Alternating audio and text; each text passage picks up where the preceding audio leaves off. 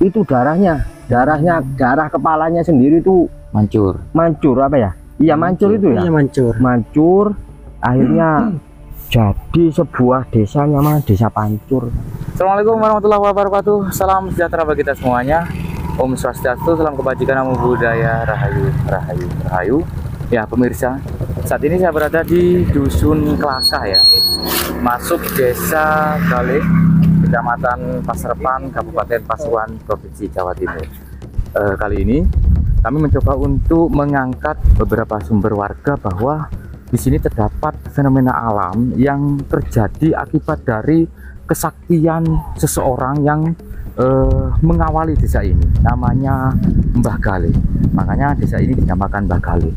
Nah, karomah dari beliau itu di zaman itu diceritakan bahwa beliau sempat memecah batu dari kesaktiannya tersebut, dan Mbah Galih ini di samping juga punya karomah tersebut, dia juga punya semacam ilmu ajian rawa rontek, teman-teman. Oke, untuk membuktikan dari beberapa cerita ini ya, kita sudah bertemu dengan warga ini.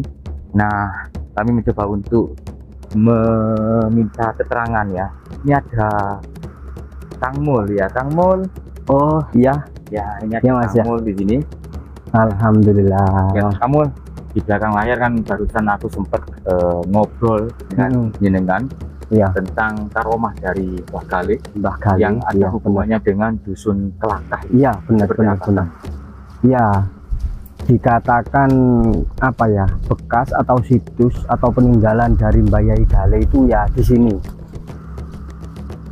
Terjadinya sebuah nama desa Kelakah itu dari asal mula batu dipecah. Itu Kelakah itu dusun apa desa? Dusun. Oh dusun. Oke. Asal mula dari nama Dusun Kelakah itu dari batu yang dipecah, atau orang Maduranya, logat Maduranya mengatakan dipekah. Terjadilah Dusun Kelakah. Dan situsnya atau bekas-bekas dari beliau sendiri, kita bisa melihat ke sebuah sungai ya, sebuah sungai yang memang di sana ada sebuah bekas dari batu yang dipecah oleh beliau itu sendiri. Dan batu yang dipecah itu bukan batu biasa, artinya setelah dipecah batu itu mengeluarkan sumber mata air yang sampai sekarang sumber mata airnya oleh masyarakat sekitar dikasih pipa untuk dibuat konsumsi minum atau masak atau cuci-cuci setiap harinya di rumah. Jadi dari karomah beliau kita dapat menyimpulkan bahwasannya jejak atau bekas dari beliau bisa dipakai atau bisa bermanfaat sampai sekarang oleh masyarakat sekitar, terutama di Dusun Kelakah. Bisa kita melihat ke arah sana dulu atau gimana? Karena banyak orang mandi ya. Nanti kita coba. Oh iya, oke, kita bisa lihat ke sana. Mari. Oke pemirsa, kita coba turun ke lokasi ya. Kita akan melihat lebih dekat seperti apa penampakan dari batu.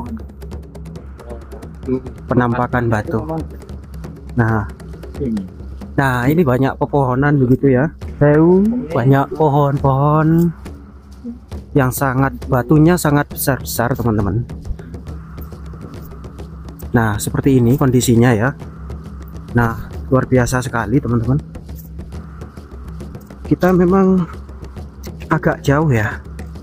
Oke, kita harus melewati jalan batu seperti ini. Nah,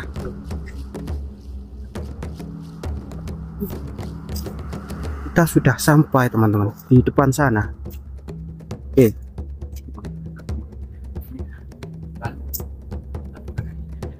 Tuh, ini airnya jernih ya. Airnya jernih dan batu-batunya cukup besar. Ya ini batunya yang dipecah ini tuh.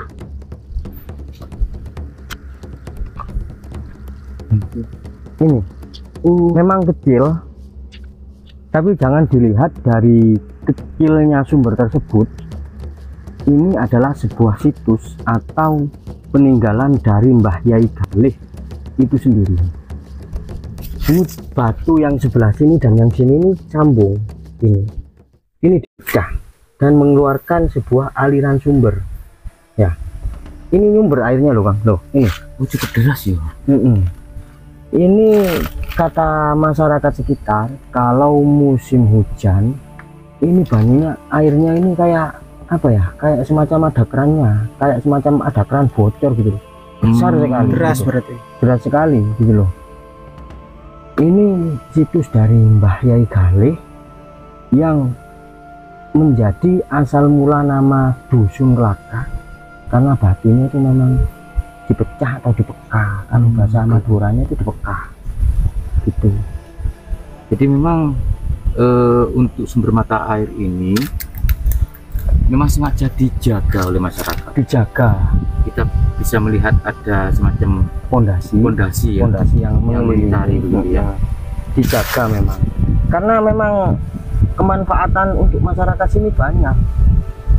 Dibuat masak, dibuat nyuci, dibuat mandi, ya kemanfaatannya itu banyak. Walaupun ini dalam keadaan musim kemarau, ya sumbernya masih kelihatan, masih berjalan sumbernya. Oh.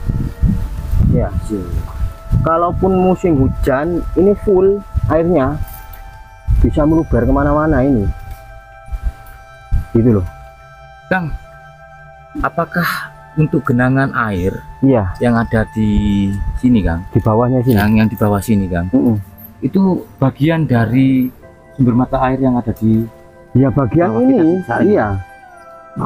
Aliran sumber mata air dari sini ini mengalir ke bawah sini. Lama kelamaan jadi tergenang seperti ini. Berarti dapat disimpulkan bahwasannya memang walaupun musim kemarau, sumbernya ini gak pernah berhenti, gak pernah surut, hingga jadi seperti ini. Dan bisa dibuat warga sekitar untuk mandi, walaupun cukup kecil ya. Kalau menurut saya itu cukup kecil, soalnya tapi tetap mengalir itu loh, keluar air gitu ya? tetap keluar air gitu loh. Hasil atau situs peninggalan dari Mbah Yai Galih sampai sekarang masih terasa manfaat. Boleh diceritakan lebih luas lagi Kang, sebetulnya siapa sih sosok Yai Galih itu? Cerita luasnya itu Yai Galih itu sendiri dikatakan, kalau pahlawan sini ya pahlawan sini, dia dikatakan orang sakti. Kalau dikatakan apa ya, sesepuh sini lah ya, sesepuh dari desa Klakah, Dusun Leluhur Klakah begitu sendiri, ya? leluhur atau pendiri desa ini, pendiri desa dari Galih, yang masyarakat Galih sendiri memberikan suatu penghormatan kepada Yai Galih tersebut dengan memberi nama desanya Desa Galih.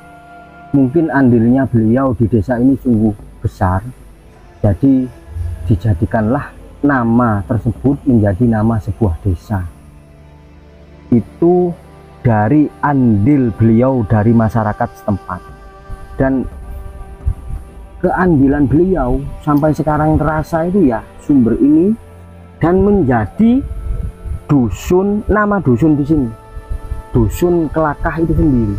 Kalau dalam logat bahasa Maduranya kan itu kan dipekah gitu, artinya dipecah gitu loh.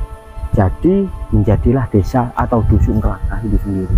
Adakah kesaktian yang lain yang dimiliki oleh Mbah Galih selain beliau bisa memecah batu yang sampai mengeluarkan sumber mata air Kang? Ada kesaktian yang lain, kayak semacam beliau Sakti Mandraguna. Dia memiliki kesaktian yang kalau orang sekarang belum tentu ada kesaktian itu, yaitu ajian rawa rontek itu.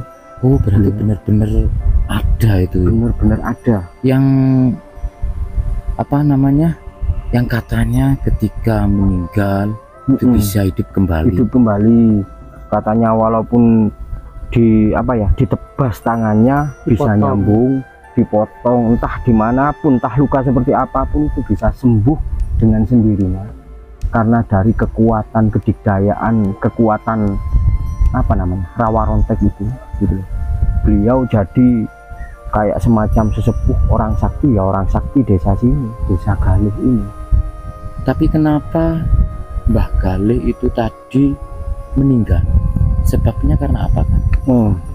itu menurut cerita masyarakat sini, orang mengenal beliau, yaitu Mbah Yai Galih itu sendiri, mengenal beliau itu sebagai pahlawan desa.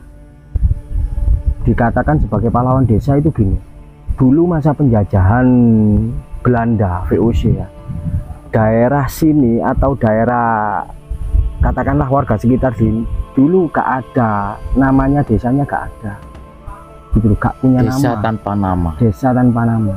Tapi desa ini memiliki potensi apa, sumber daya yang berupa gas bumi itu mau dikuasai oleh VOC. Dan Mbah Yai Galih sendiri tidak terima karena masyarakatnya dibuat kerja paksa.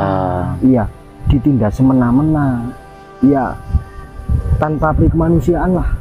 Nah, akhirnya Mbah Galih ini turun tangan, berontak melawan penjajah VOC itu demi membela rakyatnya. Tapi yang sangat-sangat sekali disayangkan, malah penduduk desanya sendiri itu berkhianat. Gak semuanya, mungkin entah 1 atau 2 orang, mungkin katakanlah kayak semacam pembunuh bayaran, tapi orang pribumi itu loh yang disuruh VOC untuk apa, bertanding lah ibaratnya, memerangi, ibaratnya untuk membunuh Mbah Yai Galih. Alhasil terjadilah suatu peperangan antara suruhan VOC tersebut dengan Mbah Yai Galih itu. Terjadi peperangan, terjadi pertarungan, walaupun ditebas berapa kali pun, dipotong berapa kali pun, itu enggak mati kemudiannya. Di luar nalar sekali. Masyarakat zaman sekarang belum tentu kesaktian seperti itu, belum tentu ada gitu loh. Setelah bertarung mungkin sudah cukup lama, mungkin ada apa kelemahan Mbah Yai Galih yang sudah mulai tampak. Ya, Mbah Galih dipotong kepalanya, dibawa lari sama 2 penjahat suruhan VOC, entah 2 entah berapa kurang tahu ya. Cuma dibawa lari sama pembunuh bayaran yang disuruh VOC. Dibawa lari sepanjang jalan itu, kalau orang-orang masyarakat sini itu mengatakan itu mancur ya. Apanya yang mancur? Itu darah kepalanya sendiri itu mancur apa ya? Iya, mancur itu ya. Iya, mancur. Akhirnya jadi sebuah desa namanya Desa Pancur, karena kepalanya dibuang di desa. Desa Pancur itu kalau nggak salah ke selatan destinasi alam Banyubiri sana, Desa Pancur gitu loh. Dan badannya sendiri oleh masyarakat sini dikubur atau dimakamkan di punden desa ada, dan masyarakat mungkin menghormati atas jasa-jasa beliau. Jadi masyarakat memberi nama desa mereka dengan sebutan Desa Galih. Dan ini salah satu dari peninggalan Mbah Yai Galih itu sendiri, yaitu batu yang orang mengatakan Maduranya itu dipekah. Akhirnya jadilah Dusun Kelaka gitu loh. Sebenarnya sumbernya bukan ini, juga ada, cuma ditutup oleh warga. Di mana? Ya ini. Mungkin kalau didengar pakai telinga bisa terdengar arusnya besar gitu. Tapi bedanya kenapa? Itu memang secara alami. Kalau ini benar-benar dari karomahnya Mbah Yai Galih itu sendiri gitu loh. Itu cerita-cerita yang beredar sampai sekarang dari masyarakat sekitar, dan cerita itu turun temurun sampai sekarang. Dan masyarakat atau pemuda-pemuda sekarang masih ibaratnya itu kayak ruwet desa ya, masih mengadakan hal-hal seperti itu demi menghormati sesepuh desa ini. Kalau nggak salah itu saya dapat info, entah bulan ini tanggal 25, katanya masyarakat sini mengadakan ruwet desa mengenang jasa dari Mbah Galih itu sendiri. mulai dari dulu sampai sekarang bahwasanya warga sekitar masih menghormati jasa-jasa dari Mbah Galih atau pendiri atau sesepuh dari desa Galih, ya kita bisa melihat sampai sekarang di tempat ini, di tempat Mbah Galih memecahkan batu itu masih diberi suatu sajen ya, kayak semacam makan-makanan entah atau telur itu apa, kita bisa melihatnya sampai sekarang. Ini penampakannya ya, berarti masyarakat sini masih melestarikan budaya untuk menghormati leluhur-leluhur kita yang berjasa di desa mereka atau di desa atau di dusun Kelaka sama desa Galih ini. Dan karena mungkin apa ya, Mbah Galih tersebut adalah ibaratnya itu pahlawan dari desa Galih dan dusun Kelaka ini, warga setempat mengibarkan sebuah bendera yang sangat sakral, yaitu bendera merah putih, untuk menghormati beliau selaku dari sesepuh sini dan sekaligus pahlawan desa dan dusun di sini, yaitu desa Galih dan dusun Kelaka. Itu Kang, itu kan VOC kan ingin merebut sumber daya alam di sini yang berupa gas alam. Apakah dengan perjuangan Mbah Galih itu VOC sendiri itu gagal merebut sumber atau gas alam tadi? Mereka mungkin dari pemberontakan Mbah Galih sendiri, jadi masyarakat sekitar terhentak hatinya karena sesepuh kita telah membela kita mati-matian dengan segenap jiwa dan raga. Akhirnya segenap masyarakat sini ikut andil dan kayak VOC untuk mendirikan sebuah ibaratlah entah itu pabrik entah atau apa, mengebor gas di sini tidak jadi, gitu, tidak jadi. Cuman kata masyarakat sini cuman dibangun kayak semacam tugu, entah tugu sebuah penanda memang di situ ada gasnya atau sekedar tugu biasa gitu loh. Nah, itu informasi dari warga setempat. Mungkin pemberontakannya cukup besar karena sesepuh kita telah membela kita mati-matian dengan segenap jiwa raga. Akhirnya penduduk desa merasa tersentuh hatinya, jadilah sebuah pemberontakan besar-besaran mungkin. Dan sampai sekarang masyarakat dusun Kelakah dan desa Galih masih menghormati sesepuh mereka. Nanti kita bisa ke sana, ke tempat makam dari Mbah Yai Galih itu. Itu makam sebagian ya, Kang? Makam sebagian. Makam sebagian badan. Karena kepalanya sudah di bawah Itu memang kelemahan dari ajian Rawa Rontek itu sendiri. Gitu. Harus supaya bisa meninggal itu harus dipisah-pisah. Dikubur secara terpisah. Iya, benar-benar dikubur secara terpisah. Tapi kalau miturut cerita kan memang dikubur secara terpisah. Tapi ini beda, dibawa lari, bukan dikubur. Dibawa lari sebegitu jauhnya hingga Mbah Galih ini mati dalam keadaan tubuh tanpa kepala. Gitu loh. Dibawa lari ke arah timur sana, tapi tetap darahnya itu tetap mancur sampai terjadi desa Pancur ini. Gitu loh.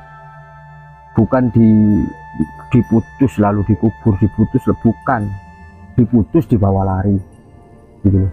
Dan yang dimakamkan di sini ini cuma tubuh saja tanpa kepala, badannya saja. Gitu. Itu pun masyarakat sini pun tahu semua, cerita itu memang benar adanya, fakta memang benar, gitu loh. Dikatakan fakta memang peninggalannya ya masih ada, gitu loh. Bukan hanya sekedar cerita dari mulut ke mulut, tapi kenyataannya itu memang gak ada. Itu kan asal cerita gitu. Kalau ini memang dari mulut ke mulut dan buktinya itu memang ada. Batu yang dibelah secara bahasa Madura dipekah. menjadi dusun Klaka. Iya. Terima kasih Kang. Iya.